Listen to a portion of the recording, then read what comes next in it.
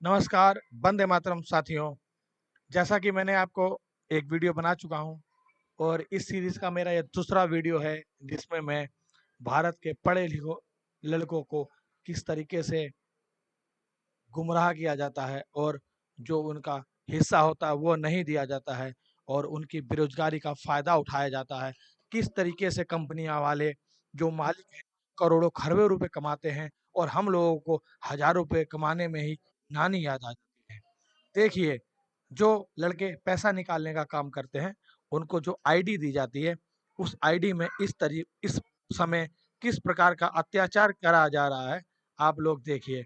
ये मेरी सीएससी के थ्रू एक्सिस बैंक के ज़रिए मिली हुई एक आईडी है, जो मैंने खोल रखी है और इसमें देखिए आप किस तरीके से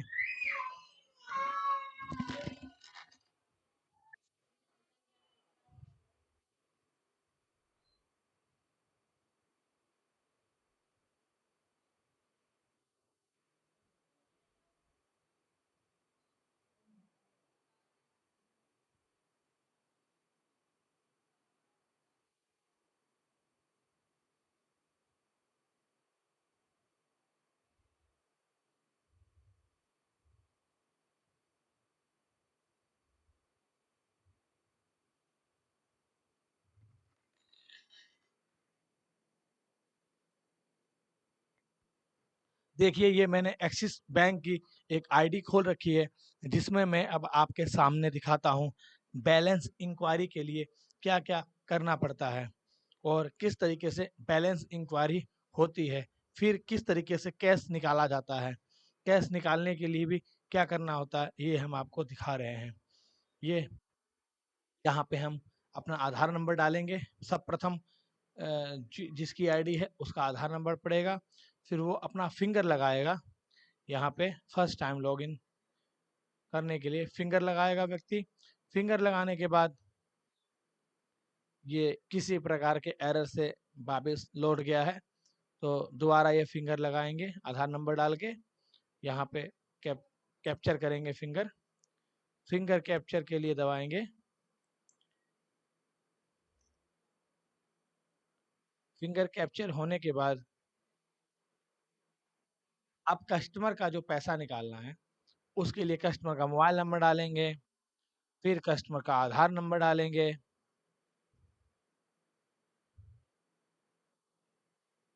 फिर बैंक सेलेक्ट करेंगे, फिर यहाँ से अमाउंट डालेंगे कितना निकालना है, सबमिट करेंगे,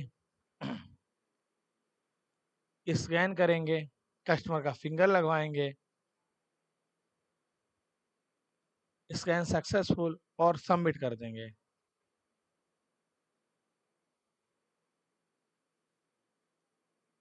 इस प्रकार एक कस्टमर का पैसा निकालने के लिए हम करते हैं और पूरे दिन अगर कस्टमर हमारे पास आते रहेंगे, यही प्रक्रिया हर बार करनी होगी। यानी हर बार अपना फिंगर पहले लगेगा, फिर कस्टमर का फिंगर लगेगा। इस प्रकार से हर बार ये करना होगा।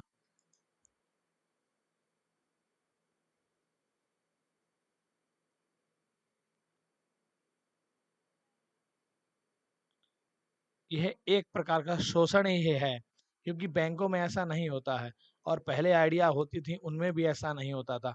अब हमेशा हर बार व्यक्ति अपना यानी मेरे जैसा दुकानदार अपना फिंगर लगाएगा, फिर कस्टमर का फिंगर लगाएगा। भले कस्टमर 1000 रुपये निकाले, भले कस्टमर 5000 रुपये निकाले, भले कस्टमर 10,000 रुपये निकाले।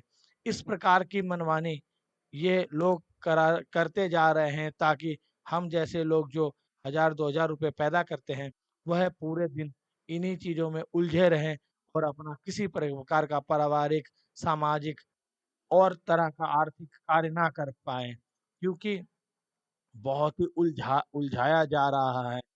अगर अगर आपको कोई दिक्कत है इस तरह के काम करवाने से, तो वहाँ पे 2 कैमरे लगवाने चाहिए।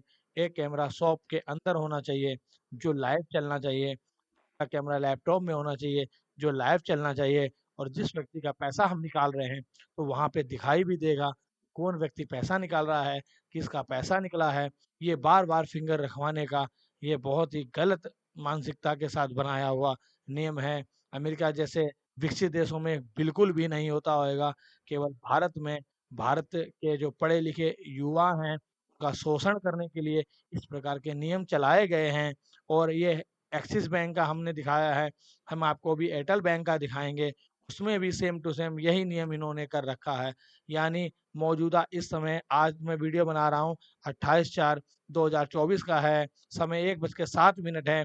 इस समय जितनी भी आईडियो से पैसा निकाला जा रहा है, सब आईडियो में यही स्थिति कर रखी है कि पहले लॉगिन करने के लिए अपना फिंगर लगता था, वो तो चलो समझ में आता था कि दुकानदार अपने आईडी खोल रहा है और और उसके बाद कस्टमर के पैसे निकालेगा या कस्टमर का बैलेंस चेक करेगा और और पूरे दिन पैसे निकालेगा, कोई दिक्कत नहीं थी। लेकिन अब ये गलत नियम हो गया है कि जब-जब कस्टमर पैसा निकालेगा, पैसा चेक करेगा, तब-तब हम लोगों को बार-बार फिंगर लगाना पड़ेगा। क्या हम लोग चोर हैं क्या? या हम लोगों को इतनी ज़्यादा पाबंदी क्यों करी जा रही है? बैंकों में क्यों नहीं करते हो इस तरह की पाबंदियाँ? पोस्ट ऑफिसों की आईडीयों में भी इस तरह की पाबंदी नहीं होती है। हम लोगों के लिए इतनी पाबंदी कर दी गई है, पैसे निकालने में बहुत दिक्कत हो रही है, आजीविका चलाने में बहुत दिक्कत हो रही है। विकसित देशों में इस तरह के कोई नियम नहीं होंगे, मुझे मालूम है।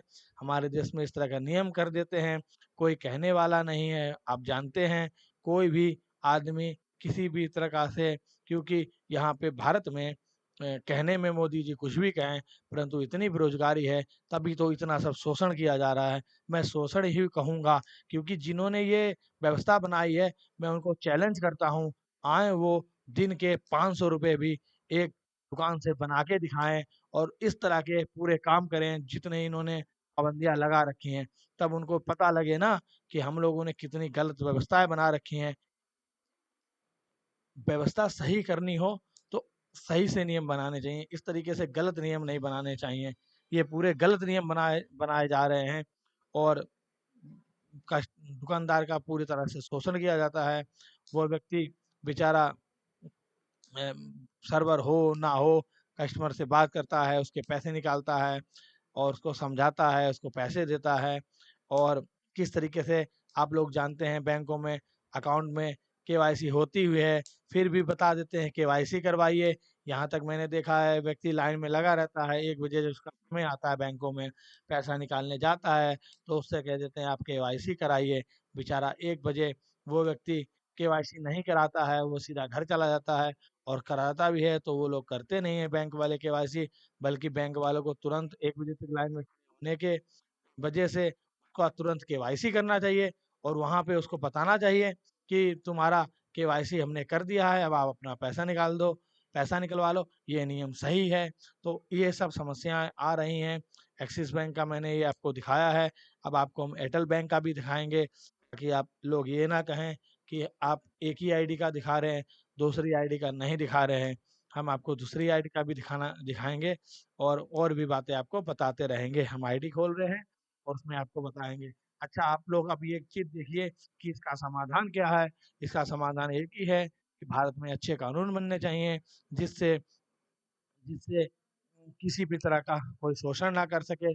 अभी क्या होता है, अच्छे कानून नहीं बन रहे हैं, लोग कहते हैं कि हम अम्बेडकरवादी हैं, कोई कहता है हम संविधान को लेके चलते हैं। मैं किसी का उल्लंघन नहीं करता हूँ, ना इन सब पेचों में पड़ता हूँ, परंतु एक बात आपको बता देता हूँ, अमेरिका में अच्छे नियम हैं, इसलिए अमेरिका आगे जा रहा है। वहाँ पे खुद के हथियार बनाए जा रहे हैं, खुद की तकनीक हो है और भारत में कुछ भी खुद का नहीं है, सब बाहर से आता है। इतने साल हो गए हैं, मोटरसाइकिल के इंजन भी बाहर से बन के आते हैं, इस खाली असेंबलिंग यहाँ पे होती है। ये नेताएँ हम लोगों को कुछ प पता नहीं लगने देते हैं और पता लगे भी कैसे, हमारी 400, 500, ₹200 की इनकम होती है, उसमें भी पूरे दिन हमें इस तरह के कामों में उलझाए रखते हैं। बार-बार हमारा अंगूठा लगवाया जाता है छोटे-छोटे कार्यों के लिए। तो सामाजिक लोग हैं, आस-पास के लोगों जब परिचय वालों के ही पैसे निकालते हैं और उसके बाद हम लोग क्या चोर हैं, जो हम लोगों को भी इतनी तरह की पाबंदियाँ करी जाती हैं, अपने आप को किसी पाबंदी में नहीं रखते हैं, हम लोगों को इतनी तरह की पाबंदी में रखते हैं और या तो हम लोगों को सैलरी दो, 8-10 हज़ार रुपए महीने की सैलरी दो, तो हमसे एक बार क्या, एक बार पैसे निकालने के लिए कस्टमर के 50 बार अंगूठा लगवाओगे, तो भी हम लगाने के लिए तैयार हैं। परंतु ये गलत काम करते हैं, हम लोगों को कोई कह नहीं रहा है इसलिए क्योंकि हर व्यक्ति कहीं न कहीं दबा हुआ है, लेकिन हड़ता किसी सभी को है, परेशान सभी हो रहे हैं इस नियम से, कोई बेचारा कह नहीं पा रहा है। समस्या यही है, बेरोजगारी भारत में बहुत है, हद से ज़्यादा बेरोजगारी है। जिनकी सरकारी नौकरी लग चुकी है, वो तो अपना किसी तरीके से ज़िंदगी काट रहे हैं, और कैसे काटते हैं वो हमें भी पता है, कि सरकारी नौकरी वाले पैसा मकान बनाने में, बच्चों को पढ़ाने में, कोचिंग पढ़ाने में, सब्जी लेने में, फल लेने में, पूरा पैसा समाज को ही दे देते हैं। उनके पास इतना पैसा नहीं रहता है जिससे वो कोई रोजगार खड़ा कर सकें, हम जैसे लोगों को काम दे सकें। ये भारत की स्थिति है, और ऐसी स्थिति बनी रहेगी तो बहुत ही बड़ी समस्या खड़ी हो जाएगी। तो इसीलिए आपने देखा होगा, भारत आज़ाद हुआ था, अंग्रेजों के साथ क्रांतिकारियों ने लड़ाई लड़ी थी। लड़ाई किस तरीके से लड़ी थी किसी को नहीं मालूम है, अब आपको बताते हैं। वो लोग पढ़े लिखे थे, बाहर गए, वहाँ की पार्लियामेंटों में जाके वहाँ के रिकॉर्ड देखे, वहाँ पे किस तरीके से भारत में शोषण हो रहा है उसका उन्हें पता लगा। तब उन्होंने यहाँ पे आके विरोध किया।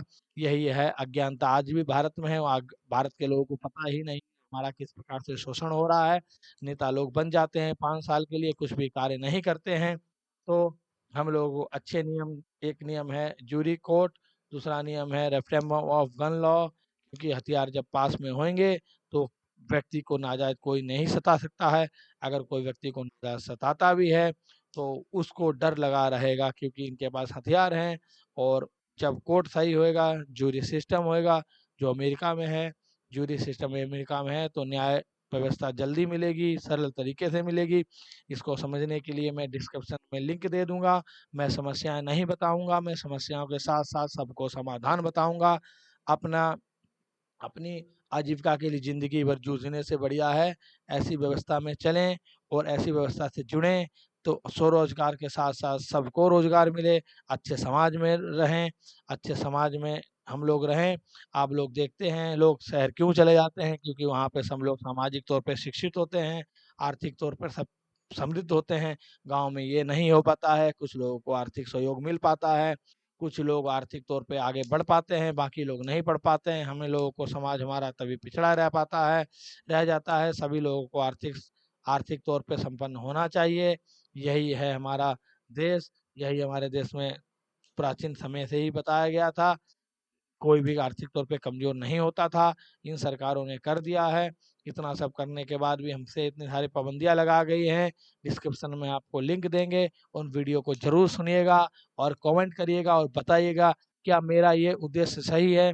क्या मेरे ये विचार सही हैं? क्या मैं सही दिशा में वीडियो बना रहा हूँ? इसको बताइएगा, क्योंकि मेरे और भी वीडियो आने वाले हैं। जब आप लोग बताएँगे, तभी मैं और भी वीडियो बनाऊँगा और इस तरीके से वीडियो डालूँगा, ताकि आप लोग देखिए, उसको हमें बताइए कि मैं सही दिशा में जा रहा हूँ। और यूनिटी बढ़ेगी तो इन लोगों को दबाव भी पड़ेगा, नाजायज कानून नहीं पास हो पाएंगे, अच्छे अच्छे नियम चलेंगे, जिससे हम लोगों को आराम से टेंशन फ्री पैसा मिलेगा। हम लोग भी 500-700 रुपये दिन के दिहाड़ी बना पाएंगे, जिससे हम लोगों को दिक्कत नहीं होएगी। इतना ही कहना चाहूँगा सभी साथियों को। वंदे मातरम, जय हिंद। और सभी लोग अब जब तक इस तरह की व्यवस्था है, इसी में कार्य करिए। मेरे जैसे लोग आगे बढ़ रहे हैं, वीडियो बना रहे हैं, आप लोगों को जागरूक कर रहे हैं, जागरूक रहिए। वंदे मातरम, जय हिंद साथियों।